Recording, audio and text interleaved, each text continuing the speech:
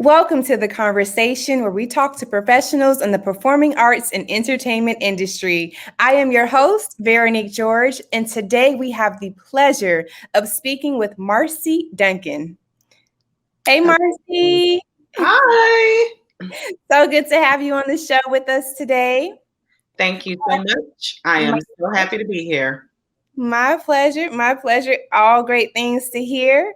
I had the privilege of attending Marci's acting classes and later working with her on stage. I've learned so much from her. Marci, again, it's great to see you. How are you doing today? I am doing really well. Grateful to be here with you, speaking to you about some of the things that I love. Awesome. Me too. Excited to have you. Let's get right into it. From NBC to Lifetime TV, your experience spans decades. What is one of your greatest takeaways? I think, Veronique, one of my greatest takeaways would be patience. And patience takes many forms. One of the ways that patience has worked in my life to serve as a takeaway is good things take time to manifest. And you have to be patient and wait for your opportunity. You have to be ready when that opportunity comes, but you just have to be patient. So the trick, with exercising patience is, what do you do when you're waiting? And that was the big lesson, is that you still are productive. You still are grinding. You still are researching. You still are working on your tools, so that when the opportunity comes, you can actually walk into that opportunity with confidence and great productivity. You took me right on back to our classes, Marci. I appreciate that. Yes, ma'am. I'm sitting in your class today. I'm sitting in your class. Thank you. You're right. You're right. It does require patience. I appreciate that. Social media can be one of the most effective tools in an actor's toolbox. Speaking about tools, what are 3 things that an aspiring artist can do right now to set themselves apart in the digital marketplace? This is a tricky one, because if you're from the old school like I am, social media wasn't really that important when I was grinding as hard as I was. I'm still grinding, just in a new way, which takes me to your question. I think that social media can be a great avenue with YouTube and this format that you have created, this beautiful format. And I am so impressed with what you have done. It can really serve your artist in a wonderful way. So it depends on what you're interested in. If you're still interested in reaching an audience, finding your niche, and working in the industry, then that's what you do on YouTube. You develop your skills, you film, you tape, you get your friends together and you say, hey, stand behind the camera and help me do this cold read. Tape it, put it on your YouTube account, right? To kind of create a digital space so that when people are wondering what you do, you have somewhere to direct them to, right? And it's not just words on a resume. It is you doing the thing.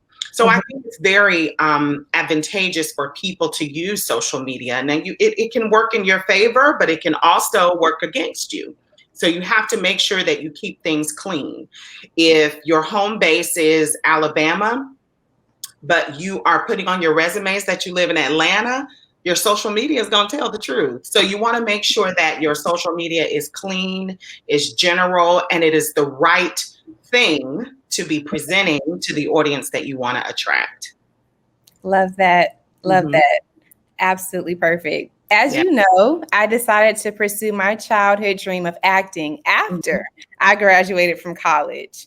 Your acting class was the first class I took after making that life-altering decision. And one of the lessons that I learned was to respond to the givens in a scene. That lesson has not only helped me to be an effective actor, but it's also guided my work as a digital storyteller as well. Yeah. What is one thing that you've learned as an actor that you apply in your life as an assistant professor of acting? There are so many things, and I certainly still hold true to the lessons that I taught when you were in my class. Those are still the basics that I teach even to this day. Mhm. But one of the things, since I've been on stage recently, I did a one-woman show at Emerald Coast Theater Company. And as I was preparing for this show, I had to reach back into my personal toolbox and start to do the thing that I teach. And one of the new lessons that I started to incorporate was simply this. Every time I go on stage, I want to lead with love. I don't want to lead in ego, because ego doesn't leave any space for divine intervention, Mm. or doesn't leave any space for me to reach my audience and my audience to reach me. It just is consumed with performing, with looking good, with doing a great job, with shining bright. And I don't want to lead my work like that. I think the divine lesson that I learned was to, as soon as I get ready to go on stage, is to take ego off, because ego is there all the time. Take ego off and put love on. And one of the things that I know about love, love covers a multitude of mistakes, right? So I don't have to be afraid anymore. I can be free because I know I've prepared, right? I can be free. I can do what I love and give what I love and receive that love, because that's what I'm leading in. And that's a new thing that I've been incorporating. And I'm telling you, it is liberating. That's awesome. I love Mm-hmm. that. Being open and honest in that moment. Mm-hmm. I love that. I love that. That's another thing that I learned in your class. So Yeah. awesome.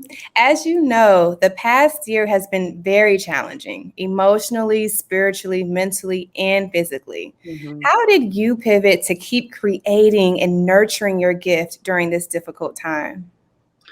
Well, I think it first kind of hit me later in the process of the whole pandemic and being on lockdown, if you will.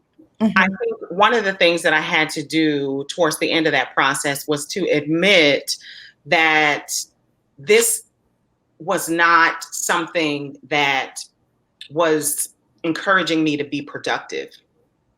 That period really did not encourage me to create. It didn't inspire me. I didn't feel inspired, and I certainly wasn't inspired.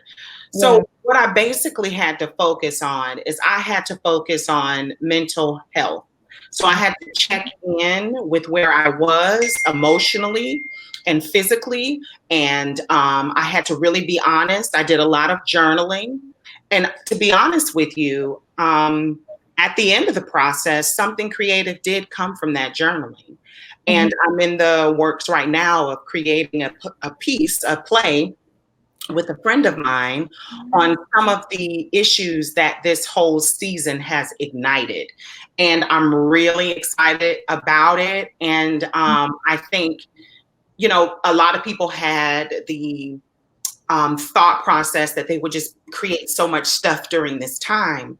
But it was really sad. It was really hard. It Mhm. was really emotional. And I didn't feel inspired. And it wasn't until I could start to see the light at the end of the tunnel that I started going, oh, there's a story here. There's something else I want to say and that I can say.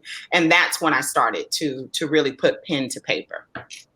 I love that. That's awesome. I'm so inspired just speaking with you today, Marci. It has truly been a pleasure talking with you, this authentic, open conversation that you're sharing freely with me. I appreciate you. Would love to know what's next for you. What are you working on? I know you mentioned the play, which I'm excited to hear more about. Tell us more about that and some other things that you're working on as well. Well, yes, I am working on a play. I partner with Emerald Coast Theater Company, and they have agreed to help us workshop this piece together. And it's basically going to be a conversation with me as an African American mom of boys, and one of my Caucasian sisters, and her experience in raising boys, and how those things intersect and how they starkly differ. Right? The conversations I have with my son versus the conversations she has with her son. So I'm excited. I am so excited. I think it's going to be a wonderful piece. And then, of course, I'm always auditioning for things, and I have a couple things that I'm kind of waiting to hear back from. So hopefully, some of that fruit will start to bear good fruit, and so that's where I'm going next. I also will be directing in the fall. I will start directing a show at University of West Florida. I always get confused, but the University of West Florida. So I'll be directing there, and I'll also be going back and forth to Emerald Coast Theater Company in Destin to be doing some work with them during the summer. Nice. You have a lot on your plate. Oh my God. So amazing. I cannot wait to see that play. I hope it's going to be virtual so I can come and see it. But that sounds amazing, and a story that is going to be interesting and needs to be told, I think, quite frankly. So can't wait to see what you do with that piece. I'm excited. Thank you. Awesome. Well, where can our audience find you on social media? Well, I'm on Instagram at Artist at Play Workshops. And I'm also, my personal page is one Marci JD on Instagram as well. And I'm also on Facebook, Artist at Play Workshops on Facebook, and Marci Janice Duncan on Facebook as well. And my website, if you're interested in acting coaching, is artistatplayworkshops.com. Nice. Well, it's been a pleasure having you, Marci. And thank you for joining us for the conversation. Stay connected with us on social media. We'll see you next time.